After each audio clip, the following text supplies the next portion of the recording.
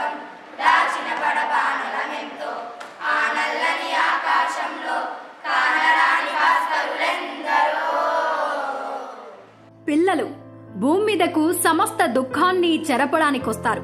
పెద్దల ప్రపంచానికి రంగులేయడానికొస్తారు. ఒక నవ్వు నవ్వి మనల్ని ముందుకు నడపడానికొస్తారు. మనుషులందరికీ తలా కాస్త ప్రేమను పంచడానికొస్తారు. మొత్తంగా ఈ లోకాన్ని వేలు పట్టుకుని నడిపిస్తారు. బదులుగా ఈ లోకం వాళ్లను ఆడనివ్వాలి, చదవనివ్వాలి, ఆరోగ్యంగా ఎదగనివ్వాలి. ఆనందాలను మోసుకొచ్చిన పిల్లలకు ఆదరువుగా నిలబడాలి. మానవ జాతి భవిష్యత్తును నిర్ణయించేవాళ్లు, నిర్మించేవాళ్లు ఈ రోజున తరగతి గదిలో ఊహలు చేస్తుంటారు. అవి ఎంత అందమైనవైతే రేపటి నిర్మాణం అంత బలంగా ఉంటుంది.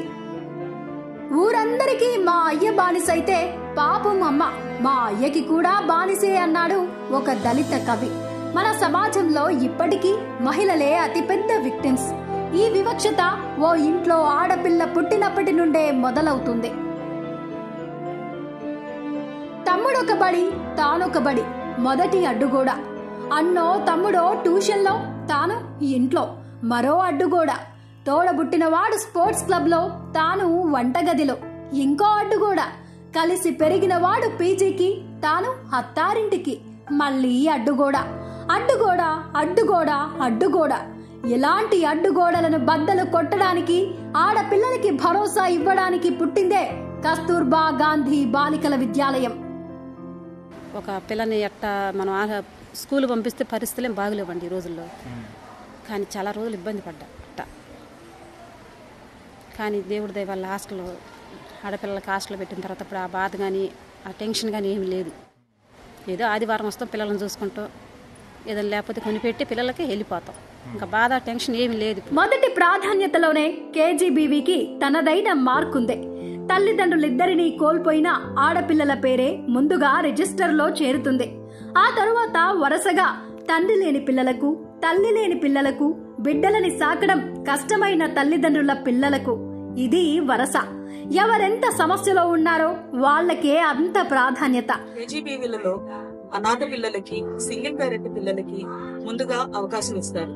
అటువంటి ఆర్థిక స్తోమత లేనటువంటి పిల్లలు, మైగ్రేషన్ లో వలస వెళ్లేటువంటి తల్లిదండ్రులు ఉన్నటువంటి పిల్లలు కేజీబీవీలలో హాస్టల్ సదుపాయం ఉంటుంది కాబట్టి వారి విద్యకి ఎటువంటి ఆటంకం లేకుండా విద్యను కొనసాగించవచ్చు. రికమెండేషన్లు, రిఫరెన్స్లకు చోటు లేదు.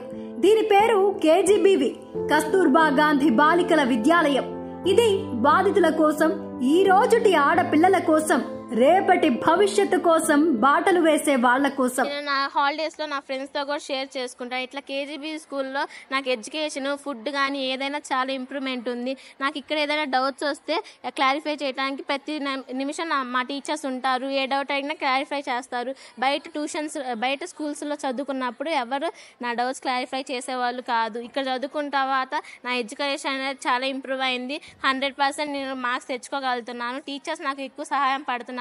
ప్రతి మాకు ఏ సమస్య వచ్చినా వాళ్ళు మమ్మల్ని ఆదుకుంటున్నారు. కేజీబీ స్కూల్ మాకు చాలా ఇంపార్టెన్స్ ఇచ్చింది. ఇంటికి దూరంగా ఉంటున్నామన్న బాధ హాస్టల్ జీవితంలో అతిపెద్ద సమస్య.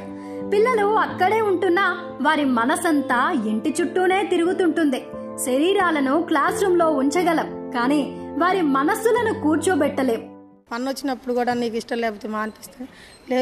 లేదు మా నేను ఇక్కడే చదువుకుంటాను, ఇక్కడ అంతా బాగుంది, మేడమ్స్ అందరూ ఫ్రెండ్స్గా బాగుంటారు నాతో, నేను ఏడే చదువుకుంటానంది. అసలు ఇంట్లోకి ఉన్న జ్ఞానం కన్నా అమ్మాయి హాస్టల్లో పిల్లలతో తిరుగుతూ తనే నాకు 4 మంచి మాటలు చెబుతుంది. మంచి వసతి, సరైన ఆహారం, ఉత్తమ విద్య ఎంత అత్యున్నత స్థాయిలో ఉన్నా ఇవి మాత్రమే అందమైన బాల్యానికి దారి తీయలేవు. తమను ప్రేమించే వాళ్ళు ఉన్నారన్న భరోసా కావాలి. తమను ముందుకు నడిపించే వాళ్ళు ఉన్నారన్న నమ్మకం కుదరాలి. కంటికి రెప్పలా కాచుకుంటున్నారనే ధీమా ఉండాలి. అనేక రూపాల్లో తమ చుట్టూ ఉన్నది తమ అమ్మ నాన్నలే అనిపించాలి. కేజీబీవీ సాధించిన అతి పెద్ద విజయం ఇదే. ఇంకా భయం పడాల్సిన అవసరం ఏముంది మనకి?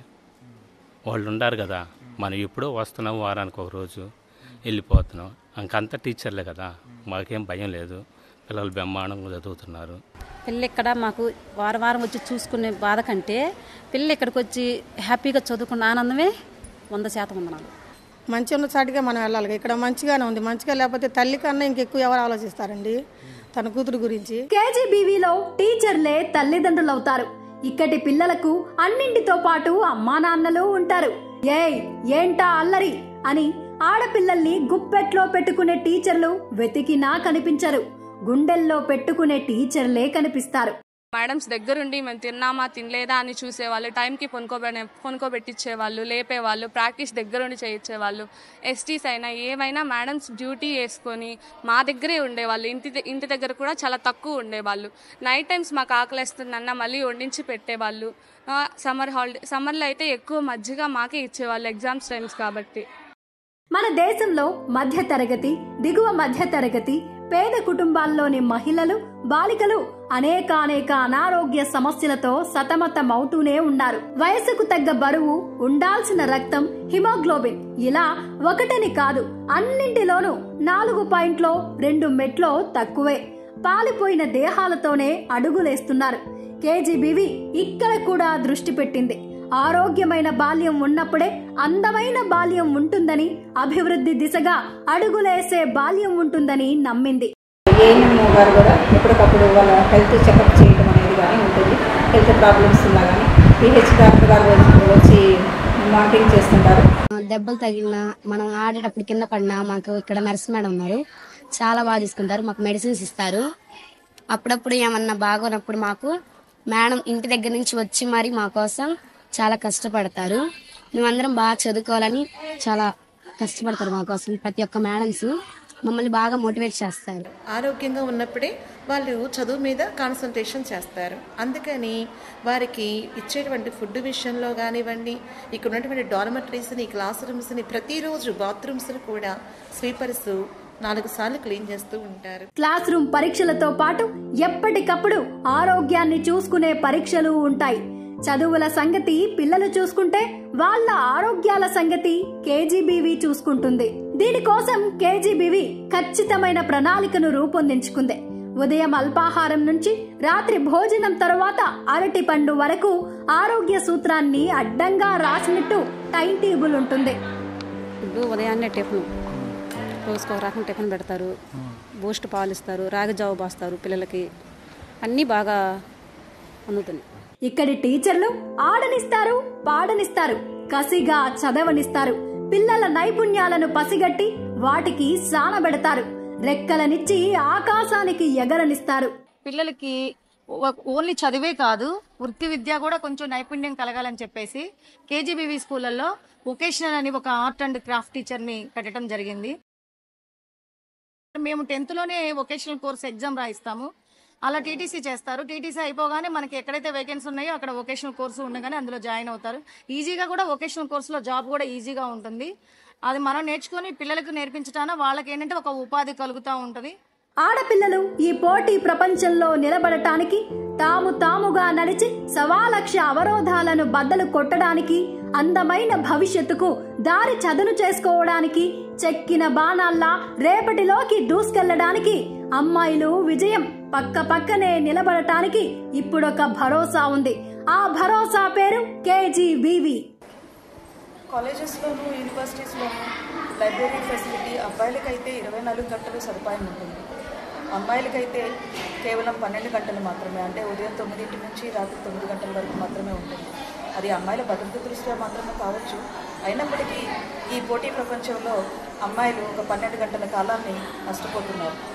ఈ 12 గంటల కాలాన్ని భర్తీ చేస్తూ మొత్తం 24 గంటలు లైబ్రరీ సదుపాయాన్ని ఉపయోగించుకునే రోజు ఎప్పుడు వస్తుందా అని ఎంతో కాలం ఎదురు చూశాను. నా కళ ఇన్ని రోజులకి నెరవేరింది. ఈ కేజీబీవీలని పర్యవేక్షణ చేయడం ద్వారా కేజీబీవీలలో అమ్మాయిలకు మాత్రమే ఫెసిలిటీ ఉంటుంది. సో ఇక్కడ ఆడపిల్లలు మాత్రమే ఉండడం వల్ల వారు ఎప్పుడు కావాలంటే అప్పుడు లైబ్రరీ సదుపాయాన్ని ఉపయోగించుకోవచ్చు. 24 గంటలు వాళ్ళు వాళ్ళలాగానే ఉండొచ్చు. ఎటువంటి ఆటంకాలు అడ్డంకులు ఉండవు. ఈ కేజీబీవీలు ఆడపిల్లలందరికీ ఒక వరం లాంటివి.